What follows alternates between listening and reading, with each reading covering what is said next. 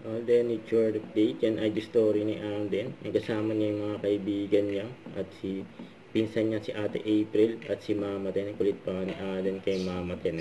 Yan hawak pa nga sa mata. Saka spotted din si Alden in a grocery just sa Rockwell sa BGC. Yun no, may maswerte pa nga nakapagpa-picture kay Alden. Ano kaya yung binili ni Alden just sa grocery. Saka ito may picture din si Mama Loy kay Alden. Yan, kasama rin niya si Ogie Diaz na may birthday.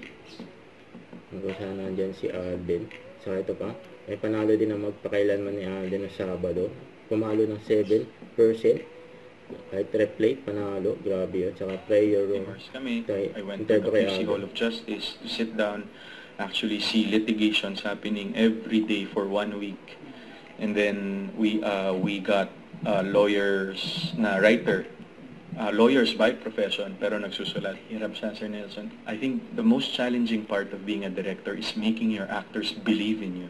Since this is my debut as a director, binuhat nila ako lahat, nagbuhatan kami lahat dito sa pelikula.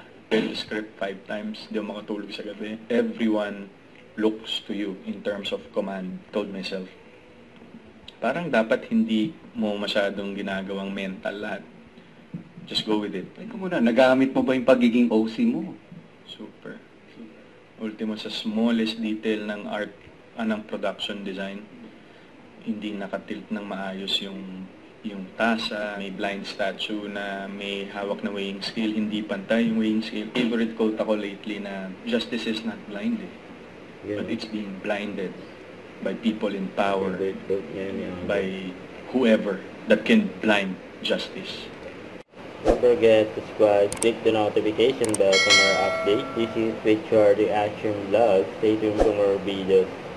See ya.